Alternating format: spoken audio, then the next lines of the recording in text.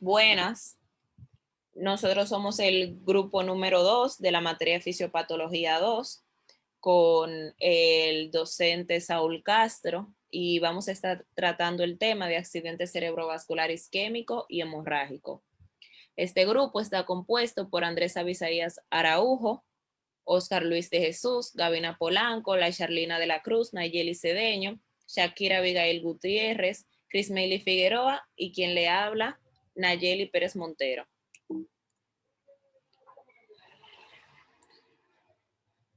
Accidente vascular cerebral de tipo isquémico. Para poder entender estas patologías que vamos a estar tratando, hay que tener un conocimiento de lo que es la irrigación del sistema nervioso central. Nosotros tenemos el callado de la aorta, ¿verdad? Entonces vamos a tener el tronco brachiocefálico que se va a dividir en carótida común derecha y subclavia derecha. También tenemos la carótida común izquierda y la subclavia izquierda. La principal rama que da la subclavia es la arteria vertebral. ¿Qué es esta arteria? Miren, esta es la subclavia y esta viene siendo la arteria vertebral que va ascendiendo por los agujeros transversos de las vértebras cervicales. Atraviesa el agujero y atraviesa el agujero magno. Vamos a dejarlo hasta acá, ¿verdad?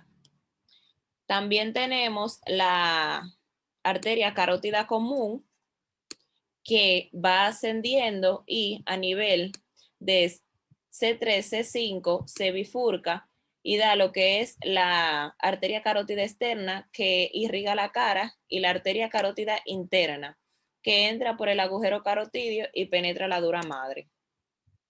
Ok, entonces dije que vamos a tener las arterias vertebrales, que dejamos la explicación a mitad para juntar todo en esta imagen y tener un mejor entendimiento.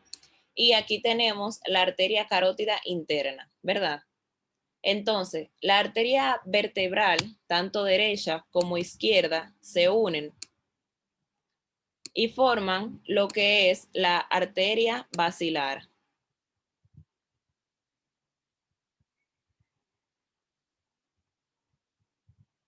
Y forman lo que es la arteria basilar. Antes de esto, estas dan ramas para formar lo que es la arteria espinal anterior, que irriga la parte anterior de la médula espinal, y también dan lo que es la arteria cerebelosa póstero inferior, también conocida como la pica. Luego, esta arteria basilar da lo que son la arteria laberíntica y la arteria cerebelosa inferior anterior. También da las arterias pontinas, que estas irrigan la parte anterior del puente. También da la arteria cerebelosa superior. Luego esta da sus ramas terminales, que son la arteria cerebral posterior. Hay que esclarecer que esta circulación, la circulación vertebral, se llama la circulación posterior o vértebro-basilar, y esta que da la carótida es la irrigación carotidia o anterior. Ok, entonces seguimos con la carótida. La carótida da su arteria oftálmica, que sus ramas principales, como las arterias ciliares anteriores y la arteria central de la retina, dan la irrigación al globo ocular. Está la arteria coroidal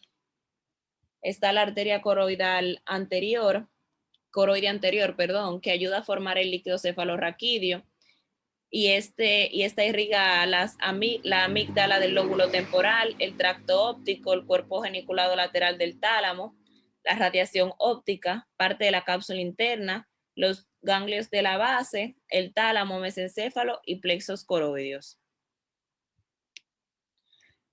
También tenemos la arteria cerebral media.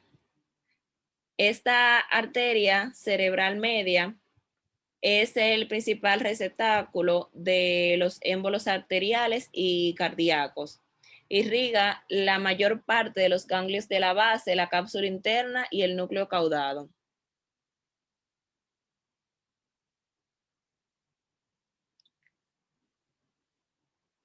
También da lo que es la arteria cerebral anterior. Entonces, la arteria cerebral anterior van a estar unidas por lo que es la arteria comunicante anterior, que va a cerrar lo que se conoce como polígono de Willis. La carótida también da esta comunicante posterior, para así formar el polígono de Willis. Este polígono de Willis tiene su importancia porque vamos a poner como que se obstruye la carótida interna derecha. Entonces, vamos a decir, pues se va a perder esa irrigación que tiene aquí. En este caso no se pierde porque tendríamos esta irrigación colateral que seguiría permitiendo la irrigación. Ok, entonces aquí vemos los territorios que irrigan las distintas arterias. Aquí vemos el territorio de la arteria cerebral posterior, la media y la anterior.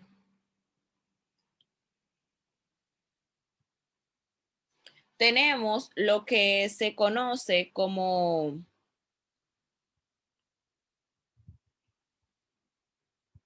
las zonas de watershed. Estas zonas, nosotros anteriormente habíamos escuchado materias anteriores que donde la irrigación se comunicaba, esta podía sufrir isquemia. Por ejemplo, aquí tenemos que irriga la arteria cerebral media, ¿verdad? Y aquí irriga la arteria cerebral anterior. Entonces, ellas van a tener este punto donde se va a comunicar. Ahí me pasé. Ellas van a tener ese punto donde ya se van a comunicar la arteria cerebral anterior con la arteria cerebral media. Lo mismo pasa con la arteria cerebral posterior, que se comunica con la media, la arteria cerebral media. Este punto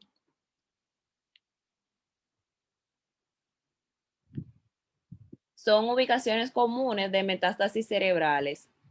Los infartos por hipoperfusión severa, si vamos a decir que se da entre la arteria cerebral anterior y la arteria cerebral media, va a haber una debilidad proximal de las extremidades superiores e inferiores, que es el síndrome de hombre en un barril. Entonces, si se da en la arteria cerebral posterior y la media, va a haber una disfunción visual de orden superior. Ok, ya hablando del accidente cerebrovascular isquémico, este puede tener distintas etiologías. Estas etiologías se van a clasificar en accidente vasculocerebral aterosclerótico de gran vaso, cardioembólico, aterosclerótico de pequeños vasos o infarto lacunar, secundaria de otras causas y de etiología incierta. Tenemos el accidente cerebrovascular aterosclerótico de gran vaso. Está asociado en una estenosis arterial superior a 50%. Habitualmente puntos de ramificación arterial, como por ejemplo donde la arteria carótida común se une con la arteria carótida derecha, interna, o los primeros 2 centímetros de la arteria carótida interna. En el origen de arterias viales como las arterias cerebral anterior, media y posterior, y así sucesivamente. Las lesiones extracraneales predominan en la etnia caucásica, mientras que las lesiones intracraneales son más de los asiáticos y afroamericanos. Esta estenosis que vemos aquí puede ser asintomática, pero si aparecen síntomas, esto va a depender ya del material estenosante y el grado de reducción de la luz arterial. Los síntomas se deben preferentemente a la formación de trombos murales sobre una placa de ateroma,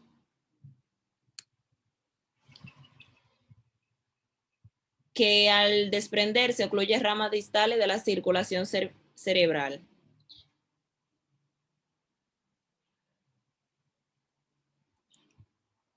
Ok. Tenemos los accidentes cerebrovasculares cardioembólicos, que representan 1/3 de estos, de los accidentes vasculocerebrales de tipo isquémico.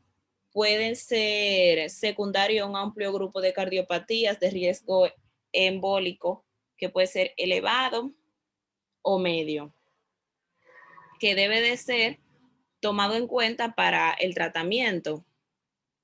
Puede ser prótesis valvulares mecánicas, prolapso de la válvula mitral, calcificación del anillo mitral, estenosis mitral sin fibrilación auricular. Todo esto son fuentes de riesgo medio, mientras que la enfermedad del seno, infarto al miocardio 4 semanas previas, trombo en el ventrículo izquierdo, miocardiopatía dilatada, ya son de riesgo elevado.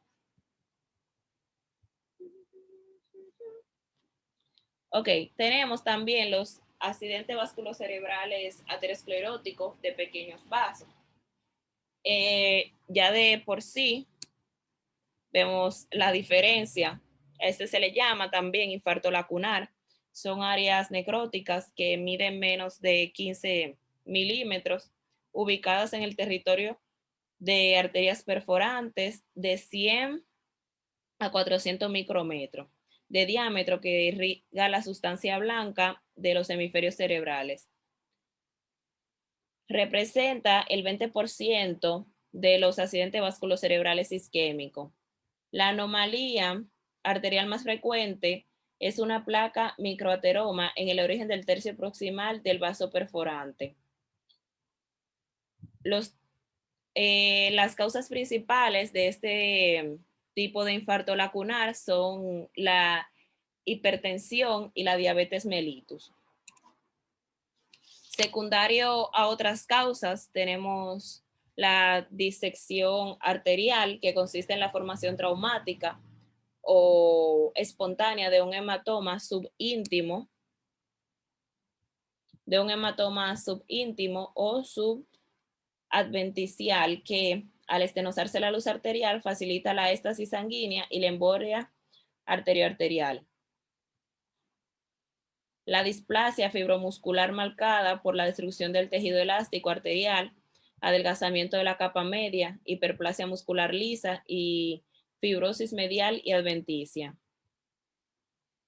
La dolicoectasia o la elongación y tortuosidad de una arteria, preferentemente la arteria basilar, que produce síntomas por embolia arterioarterial o por compresión del tronco cerebral de los pares craneales. También está el síndrome antifosfolipídico, que consiste en la presencia de anticuerpos, generalmente de isotipo IgG, que facilita la trombosis de la superficie de las válvulas cardíacas o de las paredes arteriales y venosas.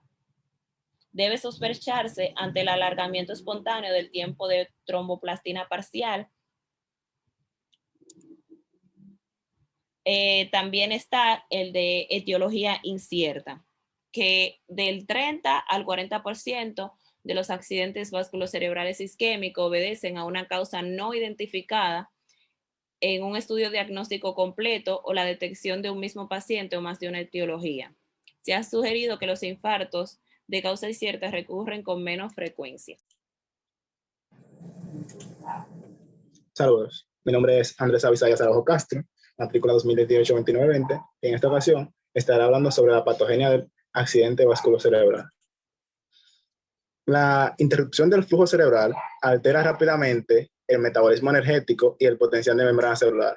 Esto facilita un desbalance iónico y una despolarización neuronal excesiva.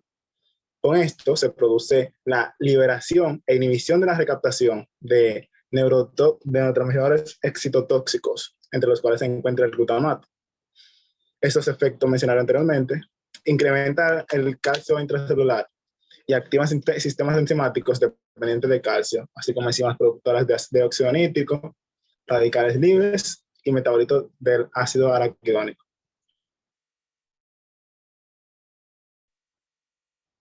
Pocos minutos después del inicio del esquema cerebral se comienzan a expresar genes que codifican citocinas, quimiosinas, COX-2 o factores de transcripción.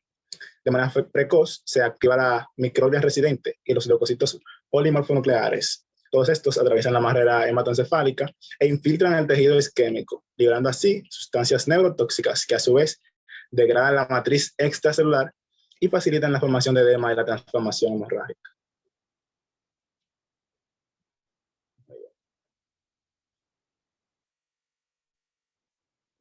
Los niveles elevados de citocinas antiinflamatorias, como la IL-10, dificultan la progresión de síntomas al reducir la fosforilación de factores de transcripción proinflamatorios, como los natural killers, y la interacción de plaquetas y los leucocitos con el endotelio está mediada por diversas moléculas de adición, como son las selectinas y las integrinas.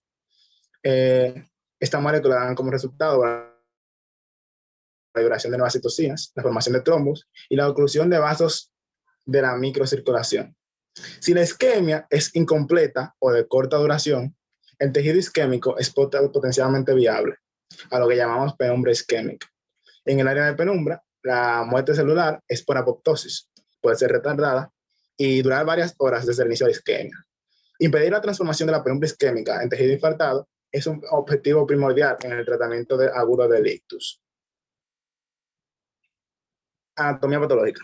Un infarto cerebral se caracteriza por necrosis de las neuronas, la glía, los vasos sanguíneos y las fibras nerviosas mielínicas y amielínicas. Macroscópicamente, el infarto de pocas fases de evolución se ve como un área edematizada, hiperémica y blanda en la palpación, en la que pueden coexistir lesiones hemorrágicas, a lo que llamamos infarto hemorrágico. A escala microscópica, la zona infartada se tiñe irregularmente, el citoplasma neuronal es eosinofílico, desaparece la sustancia de Nielsen, se forman vacuolas, se condensa la cromatina nuclear y se edematiza el endotelio capilar. Ultraestructuralmente se observa la discontinuidad de las membranas celulares y la presencia de calcio en las mitocondrias. Transcurridas las primeras 24 horas, las lesiones extensas producen un efecto de masa que puede desplazar a estructuras vecinas y esto causa herniaciones y hemorragias troncoencefálicas. En la fase crónica de la enfermedad, los macrófagos reemplazan el tejido infartado por un material licuado y cavitado. Si la isquemia es difusa, que se produce por una parada cardíaca o hipotensión sistémica grave, las áreas más lesionadas son las zonas fronteras entre las arterias piales, lo que comprende el área entre el estriado y la sustancia blanca periventricular, las células piramidales del hipocampo y las células cerebrosas de Purkinje. Por razones no dilucidadas, la muerte de las células del hipocampo puede retrasarse varios días. Bien. En el cuadro clínico del accidente cerebrovascular existen dos tipos, o que son el accidente isquémico transitorio y el accidente isquémico establecido. En esta ocasión voy a estar hablando sobre lo que es el accidente isquémico transitorio. Este se define arbitrariamente como un déficit vascular focal brusco y máximo desde el principio, a diferencia de la progresión más lenta de lo que son la migraña y las crisis comiciales. Esto dura menos de 24 horas, aunque habitualmente dura escasos minutos. Este puede ser preludio de un accidente vasculocerebral isquémico. El riesgo está cifrado en el 5% durante el primer año, especialmente en el primer mes, y en el 35% de los siguientes 5 años. Este riesgo es mucho más elevado si la causa es una estenosis arterial grave, reciente o múltiple, y menor en la amaurosis fugaz. Entre el 20 y el 50% de los accidentes vasculocerebrales ateroscleróticos de gran vaso se preceden de un accidente isquémico transitorio, al igual que entre el 11 y el 30% de los accidentes vasculocerebrales cardioembólicos y el 12% de los infartos lagunares proceden de estos mismos. Ocasionalmente, el accidente isquémico transitorio es una manifestación de un estado protrombótico, una arteritis, una disección o puede ser por la enfermedad de Moya-Moya. Estos accidentes isquémicos transitorios pueden dividirse, dependiendo de su localización, en accidente isquémico transitorio carotidio, que se subdivide en sí mismo en accidente isquémico retiniano, en el cual el síntoma más frecuente es la amaurosis fugaz o ceguera mononuclear transitoria, que es indolora, de segundos a minutos de duración, es completa o localizada, circunscrita a un sector del campo visual, habitualmente del campo visual superior. Es infrecuente la fenomenología visual positiva, a lo que llamamos centelleos de la migraña. Y su patogenia más frecuente es por la oclusión de las arterias ciliares posteriores cortas, por un émbolo carotidio y más raramente por una oclusión de la arteria oftálmica. En el accidente isquémico hemisférico, este responde generalmente a una embolia arterioarterial. El síntoma más frecuente de este es una alteración motora y sensitiva contralateral. Esta siempre generalmente sigue de una paresia aislada o de una alteración del lenguaje si el hemisferio dominante es el sintomático. La duración habitual es inferior a los 5 minutos. Además del accidente isquémico transitorio, encontramos accidente isquémico vértebro-basilar. Este es de menor duración que el carotidio y habitualmente cursa con ataxia, vértigo, disartia, diplopía, alteraciones motoras o sensitivas bilaterales o alternantes, además de que puede contar con hemenopsia homónima o ceguera bilateral. Es excepcional en estos casos que los síntomas tengan una base vascular si solamente aparecen de manera aislada uno de estos síntomas. Ahora tendremos a nuestra compañera Gabina hablando sobre el diagnóstico. Saludos, mi nombre es Shakira Abigail Gutiérrez y le estaré hablando acerca del accidente cerebrovascular establecido, donde se verá también lo que es el accidente cerebrovascular, carotidio, vertebrovascular, infartos lacunares. Hay que conocer qué es el accidente vascular cerebral establecido. Esto se define arbitrariamente como establecido cuando los síntomas de un accidente vasculocerebral duran más de 24 horas. El accidente vasculocerebral carotidio está compuesto por el síndrome retiniano, síndrome de la arteria coroides anterior, síndrome de la arteria cerebral anterior y de la cerebral media.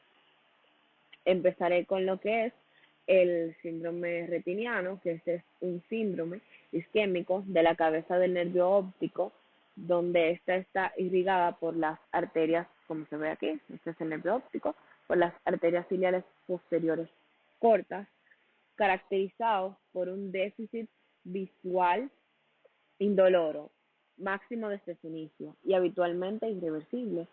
El 30 o el 40% de los casos se ve afectado el ojo contralateral.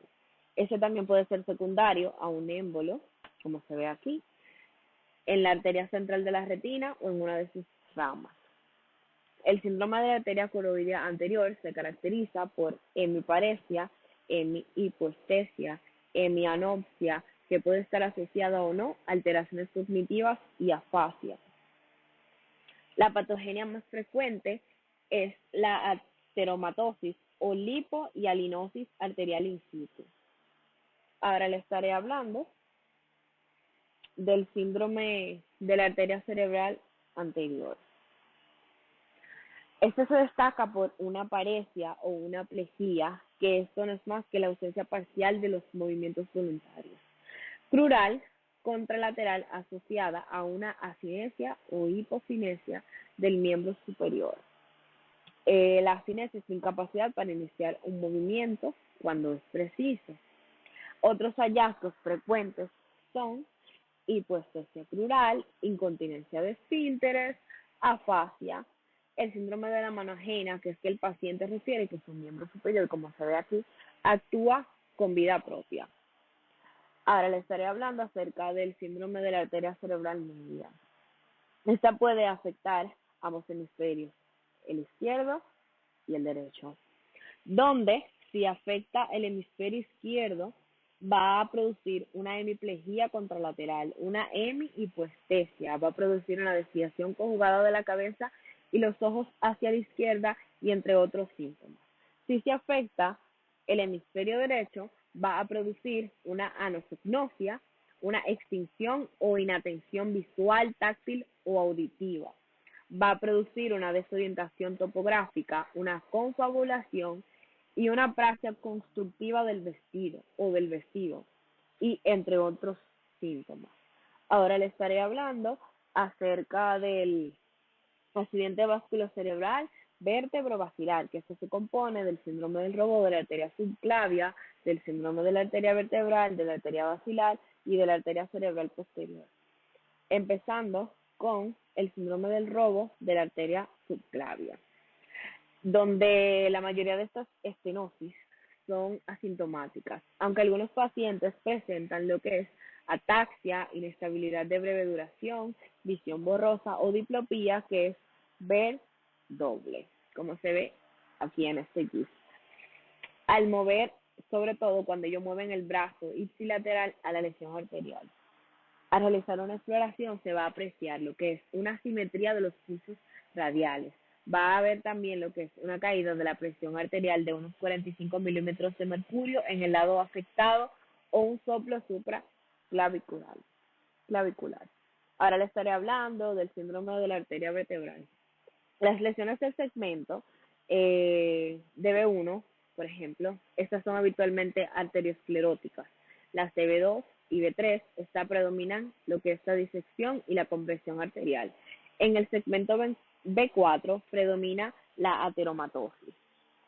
Los síndromes establecidos son el síndrome de Wallenberg. Este síndrome produce síntomas como ataxia, vértigo, náuseas, vómitos, hipo, dolor hemifacial ipsilateral y entre otros síntomas. El síndrome de Opalski combina los elementos del síndrome de Wallenberg con una hemiplegia ipsilateral. Si la hemiplegia es contralateral, recibe el nombre de síndrome de Babinski-Nayote. El síndrome vulvar medial, consiste en una hemiplegia contralateral, en una parálisis lingual ipsilateral y parestesias contralaterales. Está el síndrome cerebeloso, que esto se caracteriza por vértigo, nistagmo, cefalea occipital, ataxia, disdiadococinesia y dismetría. Ahora le estaré hablando acerca del síndrome de la arteria basilar. Las lesiones en el tercio proximal y medial de la arteria van a cursar con un déficit motor, donde va a haber una ataxia bilateral y debilidad de la musculatura vulvar. Esta última va a ser manifestada en forma de paresia facial, disfonía, disartria y disfagia.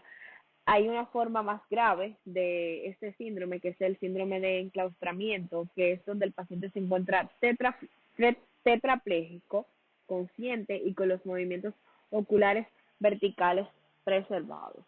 Está lo que es el infarto pontino, donde se traducen anomalías oculomotoras, donde podría haber una parálisis del sexto paracraneal, una parálisis de la mirada conjugada, una desviación vertical de la mirada, y entre otros síntomas. Está también el síndrome de la punta basilar. Esta puede afectar el mesencéfalo, el tálamo y la corteza occipitotemporal, ocasionando una parálisis de la mirada vertical y de la convergencia. Bien, ahora le estaré hablando acerca de los síndromes talámicos, que estos pueden cursar con lo que es una alteración transitoria de la conciencia, alteraciones cognitivas, limitación de la mirada vertical superior y movimientos anormales. Una afección bilateral va a provocar lo que es demencia. El síndrome de la arteria cerebral posterior, el déficit visual típico y más frecuente es una hemianopsia homónima, que incluirá la visión macular si el polo occipital está afectado. Como se ve aquí, que solamente el paciente va a ver una parte del campo visual. Y si las lesiones son menos extensas, van a cursar con una cuadrantagnosia homónima, que es solamente donde el paciente no ve un cuadrante del campo visual. Si hay una afección bilateral, puede cursar con ceguera cortical, con prosopagnosia, que es la falta de reconocimiento de caras familiares, o el síndrome de Wallin, que se compone de asimultagnosia, ataxia óptica y apraxia de la mirada. Los accidentes embólicos son la causa principal de este síndrome. Bien, ahora les estaré hablando acerca de los infartos lacunares. Estos suelen ser asintomáticos, predominan en varones de edad avanzada. Otro factor que está posiblemente relacionado es la dislipidemia y otros factores más. Estos síndromes se destacan por la preservación del nivel de conciencia y la ausencia de convulsiones o de alteraciones neuropsicológicas como afasia, apraxia y entre otras, y oculomotoras. Está el síndrome de hemimotor puro, este es el más frecuente. Y este produce lo que es una hemiparesia o hemiplegia facio-braquio-crural, con o sin disartria. Está el síndrome sensitivo puro, este se caracteriza por hipoestesia o parestesias de la cara, el brazo, el tronco y la pierna contralaterales. Esta puede afectar la sensibilidad superficial, la profunda o ambas. También está el síndrome sensitivo motriz. Esta es una combinación de estos dos síndromes. Está el síndrome de disartria mano-torpe. Este consiste en disartria, paresia facial central, hiperreflexia y signo de Babinski. Contralaterales, junto con lentitud y torpeza de la mano. Está también el síndrome de hemiparesia táxica, que este consiste en una paresia de predominio crural asociada a ataxia contralateral. Si los infartos lacunares se producen de manera bilateral, van a producir lo que es un síndrome pseudobulbar. Hay otros síndromes que están asociados a estos infartos, como la encefalopatía subcortical arteriosclerótica o enfermedad de Vince-Quinter. Esto se caracteriza por un déficit cognitivo fluctuante o progresivo, que es marcado por bradiquitia, falta de atención y signos motores focales. Está también el CADASIL, que es arteriopatía cerebral autosómica dominante con infartos subcorticales y leucoencefalopatía. Esta afecta a sujetos en la tercera o cuarta década de la vida. Los pacientes presentan infartos lacunares o accidente isquémico transitorio de repetición y con frecuencia tienen una historia de migraña con aura o antecedentes de depresión. Ahora les estaré dejando con mi compañera Gavina, que le va a estar hablando acerca del diagnóstico y del pronóstico. Hola, mi nombre es Gavina Polanco Rosario y yo estaré hablando sobre el diagnóstico del accidente vascular cerebral y el accidente isquémico transitorio. Este debe completarse con pruebas complementarias que descarten otras entidades clínicas alternativas, establezcan la naturaleza isquémica o hemorrágica de los síntomas, definan su localización y extensión e identifiquen su vía. En el accidente isquémico transitorio, este diagnóstico etiológico debe realizarse en un plazo inferior a 7 días, con el fin de prevenir la instauración de un accidente vascular cerebral isquémico, cuyo riesgo es máximo dentro de este periodo. El diagnóstico etiológico de un accidente vascular cerebral isquémico se inicia con una historia clínica que determine la hora y la forma de presentación de los síntomas. Así, el accidente vascular cerebral cardioembólico, que raramente comienza durante el sueño, sus síntomas tienden a ser máximos desde su presentación y en ocasiones regresan de manera espectacular pasadas las primeras horas. Pero, por el contrario, es frecuente que en el accidente vascular cerebral arteriosclerótico este tenga un inicio nocturno que preceda de uno o varios accidentes isquémicos transitorios y los síntomas tengan un patrón de instauración más gradual. La presencia de cefalea y crisis comiciales es más frecuente en el accidente vascular cerebral embolítico. Han de investigarse la existencia de factores de riesgo vascular y la posible contribución de factores desencadenantes de los síntomas que pudieran orientar sobre la etiología del accidente vascular cerebral. Así, la instauración de un accidente vascular cerebral tras una maniobra de Valsalva sugiere una embolia paradójica. Si lo hace tras una postura cefálica forzada, debe pensarse en una disección vertebral, o si se asocia al ortotatismo, en un infarto arteriosclerótico de un gran vaso. En el adulto joven debe interrogarse sobre si hubo un consumo de drogas, si hay historias de aborto, migraña, infecciones recientes o traumatismos leves. La exploración incluirá la toma de presión arterial, la frecuencia cardíaca y respiratoria, la palpación de los pulsos distales, la auscultación de soplos cardíacos, ya sean carotidios o supraclaviculares, y el examen del fondo de ojo. El examen neurológico se puntuará siguiendo escalas, que en pocos minutos permite estimar la gravedad de la situación clínica.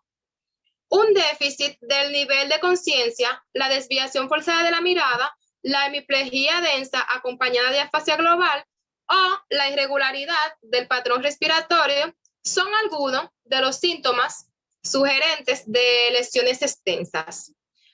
Todos los pacientes precisan, sin excepción, una tomografía computarizada o una resonancia magnética cerebral que determine la topografía y el número de lesiones, la presencia de arterias calcificadas o hiperdensas, la coexistencia de lesiones silentes o la presencia de sangre en el área isquémica. La resonancia magnética por difusión, perfusión y la tomografía computarizada de perfusión. Estas han revolucionado el manejo agudo del accidente vascular cerebral, pues estas técnicas nos permiten diferenciar el tejido cerebral isquémico viable, o sea, el área de penumbra, del tejido infartado desde una fase clínica muy precoz de la enfermedad. El uso de estas técnicas está permitiendo en muchos centros sustituir el reloj cronológico en la toma de decisiones terapéuticas por un reloj biológico basado en parámetros obtenidos mediante imágenes avanzadas. Otro estudio es la SPECT, que es una técnica de medición del flujo cerebral poco invasiva que puede detectar áreas de hipoperfusión, diáskisis o áreas de perfusión de lujo. La PET, que permite determinar el estado metabólico cerebral. La ecodoppler de troncos supraórticos. Esta es indispensable en todos los pacientes, pues evalúa el estado de permeabilidad de los grandes troncos arteriales y determina el grado de ecogenicidad de las placas de ateroma, que se ha asociado a su riesgo de desencadenar embolias arteriales. También está indicado para estudiar un soplo carotidio asintomático o monitorizar la permeabilidad arterial después de una endalterectomía carotidia. El estudio se puede complementar con un Doppler transcranial que a través de la calota craneal permite determinar la velocidad y la dirección del flujo cerebral en las arterias del círculo de Willis y establecer la presencia de estenosis, oclusiones o vasoespasmos, así como detectar señales embolíticas, ya sean cardíacas o arteriales. El Doppler transcranial, la angiografía por resonancia magnética, la angiografía por tomografía computarizada, estas están reemplazando cada vez más a la arteriografía cerebral como técnicas diagnósticas para valorar la estenosis arterial, la circulación venosa o las características de las malformaciones arteriovenosas. La ecocardiografía transtorácica debe realizarse siempre que se sospeche un infarto cardioembólico. Si se sospecha de una embolia paradójica, la ecografía debe realizarse por vía transesofágica, tras la inyección de un medio de contraste gaseoso. Esta técnica permite también detectar placas de ateroma en la raíz aórtica o trombos en la orejuela izquierda que pueden ser fuentes embolígenas responsables de los síntomas. Ahora yo estaré hablando sobre lo que es el pronóstico. El 25% de los pacientes con accidente vascular cerebral isquémico sufren un empeoramiento clínico precoz y del 8 al 20% fallece durante el primer mes. La mortalidad a los 5 años es del 40 al 60%. Durante la primera semana, la mortalidad obedece generalmente a causas neurológicas, mientras que la mortalidad tardía predominan las causas médicas. Los ictus representan la segunda causa de demencia, que puede aparecer a los 2 años hasta en el 28% de los pacientes. Esta demencia puede obedecer a la acumulación de lesiones isquémicas en diversos territorios cerebrales, ya sea demencia multiinfarto o la presencia de infartos en el área cognitivas especialmente relevantes, tales como el lóbulo temporal o parietal o los tálamos, que ya sería demencia talámica. Muchas de las infecciones que aparecen durante los primeros días de un ictus obedecen a un síndrome de inmunodepresión, inducido por el propio daño del parénquima cerebral. Y en él intervienen protagonistas como es el eje hipotalámico hipofisiario suprarrenal y el sistema nervioso autónomo.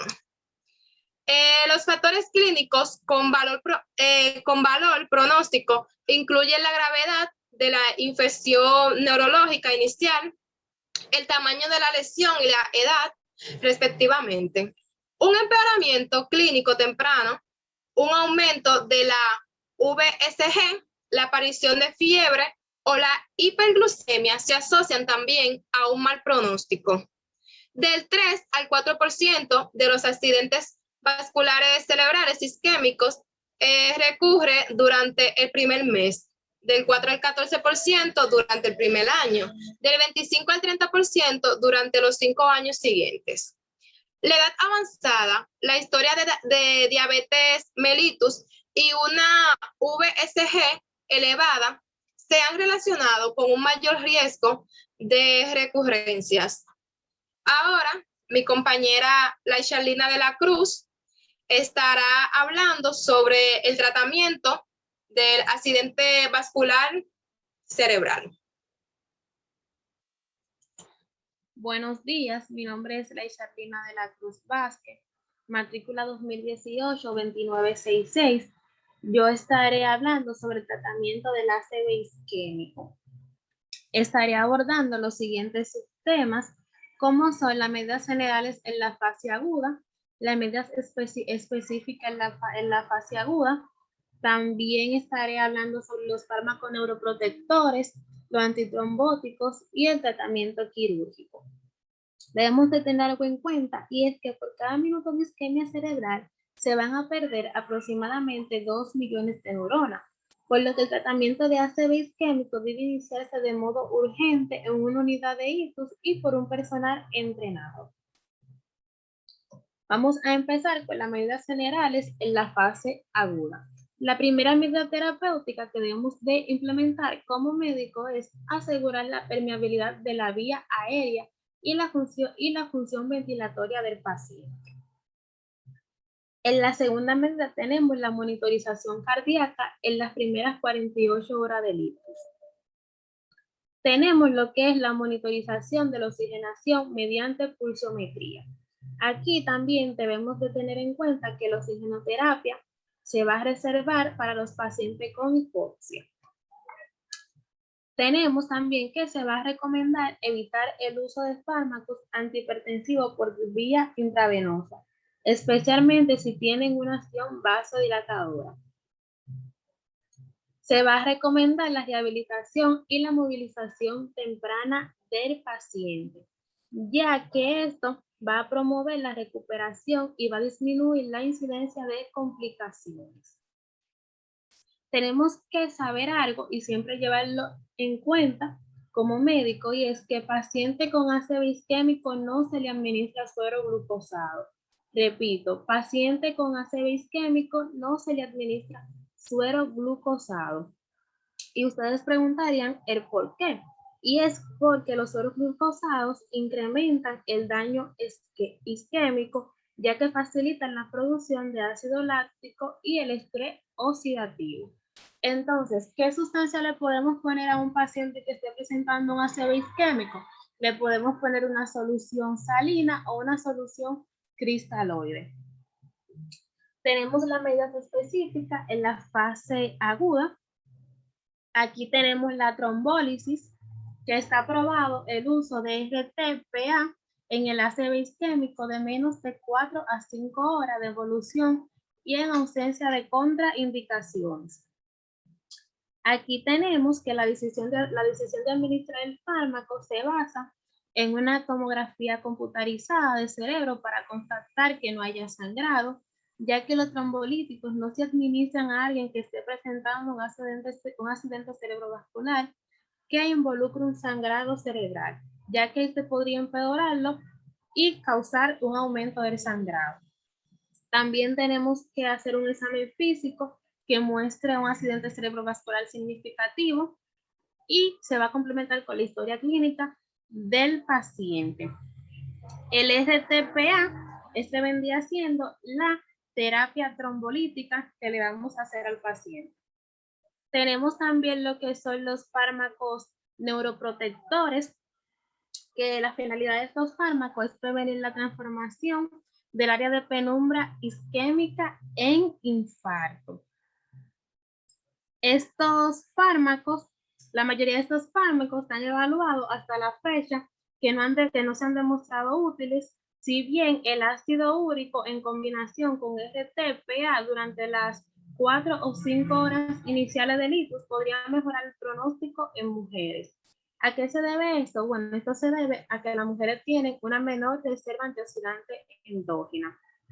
Pacientes moderados de hipoglucemia al inicio del ictus o que reciben trombólisis mecánica que favorecen la génesis incrementada de radicales libres. Tenemos los fármacos antitrombóticos, que este grupo de fármacos se van a implementar en la fase aguda del ACV y tiene como finalidad prevenir la formación y progresión trombótica en la recurrencia temprana. Este grupo de fármacos incluye el AAS, que es el ácido acetilsalicílico, mejor conocido popularmente como la aspirina. También tenemos el clopidogrel, la heparina no fraccionada y la heparina de bajo peso molecular o heparinas fraccionadas.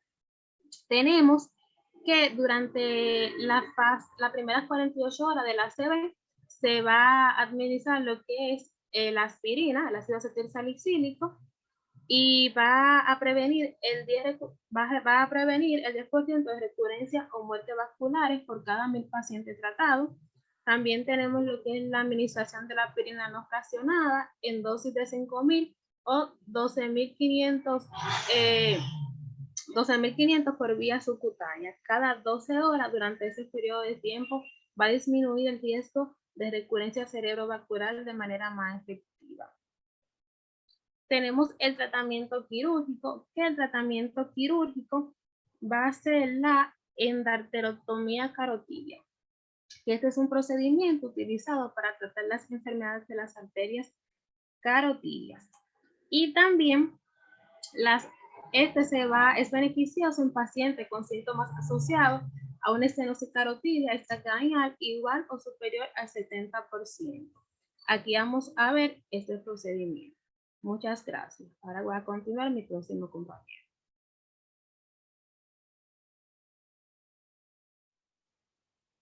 Hola, mi nombre es Oscar de Jesús, 2018-2919, y yo estaré hablando sobre la prevención de los accidentes cerebrovasculares. Existen dos tipos de prevención, está la primaria y la secundaria. Estaré hablando de la primaria. La reducción del 10% de la cifra de colesterol disminuye en un 20-30% el riesgo de enfermedad cardiovascular. La simvastatina reduce la incidencia de ictus incluso en pacientes con LDL colesterol por debajo de 116 miligramos sobre decilitro o colesterol total menor de 193 miligramos sobre decilitro. El tratamiento antihipertensivo reduce en un 38% el riesgo de accidentes cerebrovasculares y en un 40% el riesgo de accidentes cerebrovasculares fatal. La presión arterial debe reducirse por debajo de 140-90 milímetros de mercurio o de 135-80 milímetros de mercurio en los diabéticos. La mayoría de los estudios comparativos con fármacos antihipertensivos sugieren una eficacia similar. El cese del hábito tabáquico disminuye en un 60% el riesgo de enfermedad cardiovascular. Los anticoagulantes orales, como el azecomarol, la warfarina, reducen un 68% el riesgo de accidentes cerebrovasculares en pacientes con fibrilación auricular, pero se acompañan de un riesgo anual de complicaciones hemorrágicas del 1 al 3%. Este riesgo hemorrágico es inferior si se mantiene entre 2 y 3.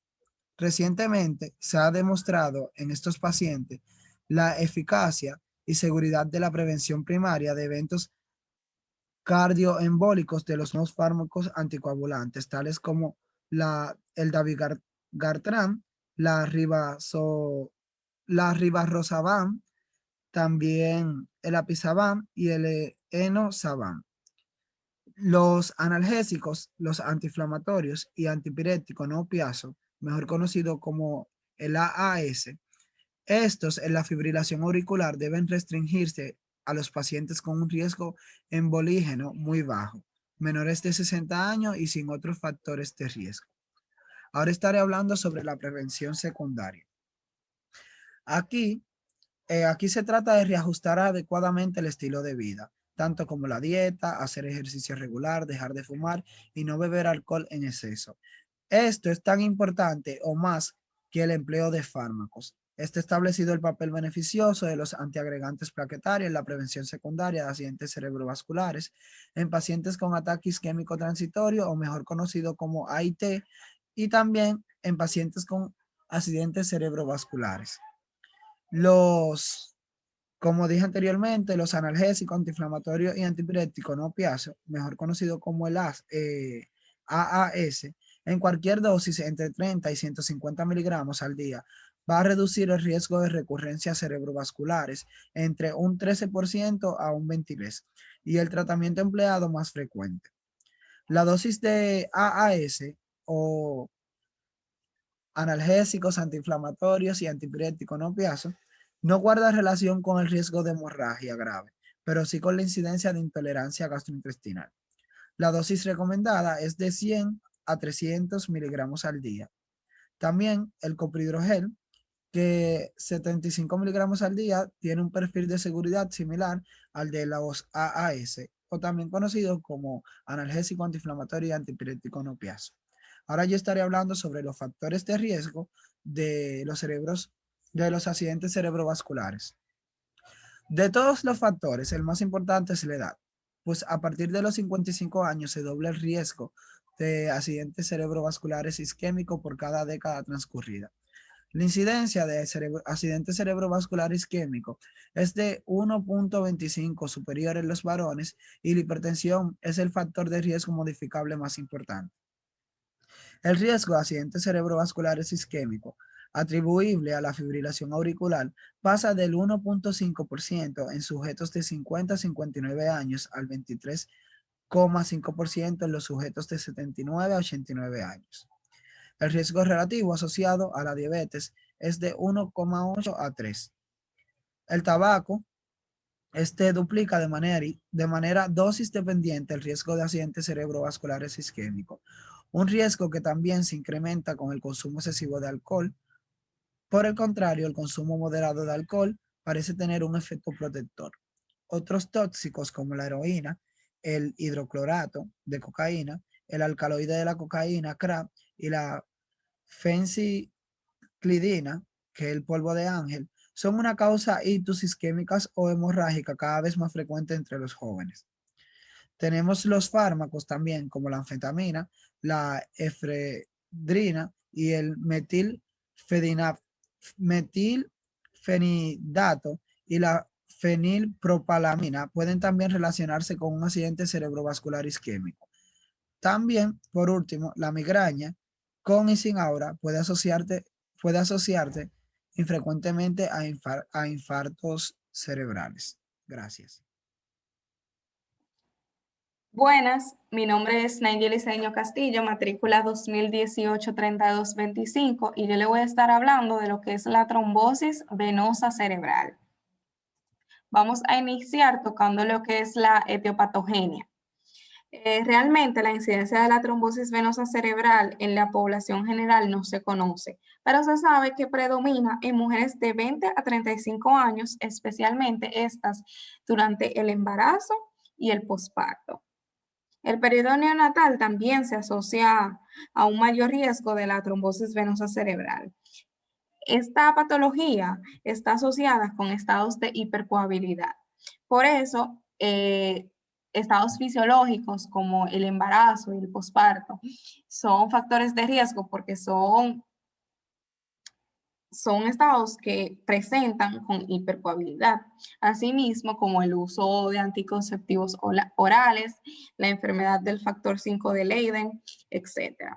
Se presenta con signos o síntomas de hipertensión intracraneal como dolor de cabeza, convulsiones, papiledema, déficits neurológicos focales, etc. En la fisiopatología podemos mencionar que las complicaciones que sufre el cerebro debido a la trombosis venosa cerebral se deben a dos mecanismos. La trombosis venosa causa edema cerebral e infartos, ese es el primero. Y el segundo, la trombosis de los senos mayores per se origina lo que es la hipertensión intracraneal. Esto es como resultado del incremento de la presión venosa y la obstrucción en la absorción del líquido cefalorraquídeo, que lo vamos a explicar un poco más adelante. La trombosis de una vena cerebral induce a lo que es la formación de un área de edema focal en el cerebro y una zona de infarto venoso, que desde el punto de vista patológico se caracteriza por venas dilatadas, edema, hemorragias petequiales y daño neuronal isquémico. La trombosis de los senos venosos provoca lo que es el incremento de la presión sanguínea por el retardo en el vaciamiento, el drenaje venoso. Esto, junto a la disminución en la absorción del líquido cefalorraquídeo por las vellosidades aracnoides, son las que van a incrementar esa presión intracraneal y son las que van a dar los signos y síntomas que presentan los pacientes con trombosis venosa cerebral. El cuadro clínico. El síntoma más frecuente, primeramente, hay que tener en cuenta que los síntomas y las manifestaciones clínicas dependen sobre todo de la topografía de la trombosis y de su extensión, dónde se encuentra el trombo y a cuánto se ha extendido. La presentación clínica es extremadamente variable, pero como comencé a decir, el síntoma más frecuente y a menudo inicial es la cefalea por hipertensión intracraneal. Esta se presenta en un 80% de los pacientes. A esta le sigue el papiledema en un 50% de los pacientes, los déficits sensitivos o motores focales en un 35% de los casos, las convulsiones en un 29% de los casos, la alteración variable del nivel de conciencia en un 27% de los pacientes, la afasia, afección de los pares craneales, afección cortical bilateral o alternante, incoordinación cerebelosa, nistagmo y sordera. Ya estos últimos no son tan frecuentes. Aquí le traje una imagen que es la de arriba, la primera, donde podemos ver los senos que se encuentran en el sistema nervioso central, en el cerebro, más específicamente. La trombosis del seno longitudinal superior es la más frecuente, que se ve en un 70% de las trombosis venosas cerebrales. Ese es el seno que podemos ver de forma sagital, que lleva una trayectoria sagital, que también se conoce como seno sagital superior. A esta le sigue la del seno lateral. En ambos casos, el cuadro clínico habitual es el de un síndrome de hipertensión intracraneal con signos focales variables, la cefalea, el papiledema, así sucesivamente.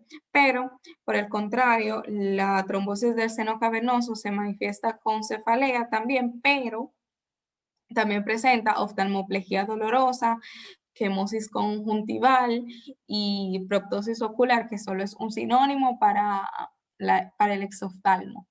Aquí en la foto que puse, que quise ilustrar, podemos ver el seno cavernoso, que es el que acabo de decir, el sagital superior o longitudinal superior y el transverso o lateral.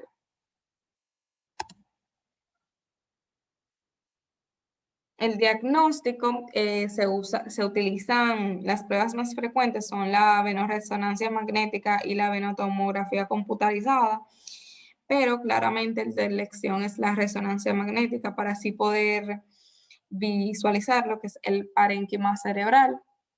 Los hallazgos en la resonancia magnética incluyen la visualización del trombo y la pérdida de la señal del sistema venoso. En los primeros 5 días, el trombo puede verse isotenso en la fase T1 e hipotenso en T2 por el incremento de la desoxihemoglobina. En la fase subaguda, que comprende del día 5 al día 15, el trombo se aprecia hipertenso en T1 y tanto en T1 como en T2 por la metahemoglobina. Después ya de la segunda semana, el trombo se vuelve homogéneo e hipotenso en todas sus secuencias. Hay que hacer diagnóstico diferencial de la trombosis venosa cerebral con la hipertensión intracraneal benigna o pseudotumor cerebral, la meningitis y la encefalitis.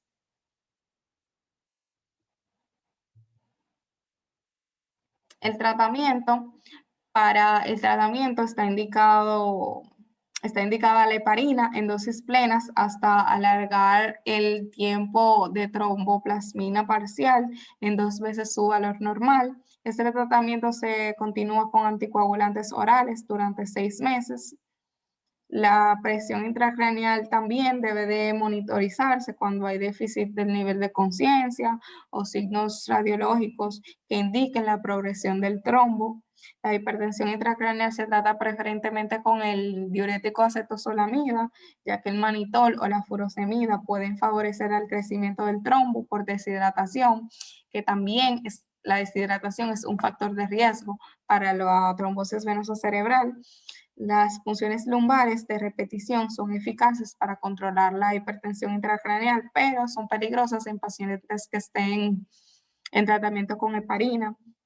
El coma barbitúrico puede indicarse en casos de mala evolución y los glucocorticoides nunca deben de considerarse como un tratamiento para esta patología. En la prevención podemos decir que puede evitarse con una hidratación adecuada durante el periodo posparto o administrando anticoagulantes orales en los pacientes con enfermedades protrombóticas que puedan facilitar la formación de trombos. El pronóstico, realmente la mortalidad en los pacientes va de un 6% a un 30%.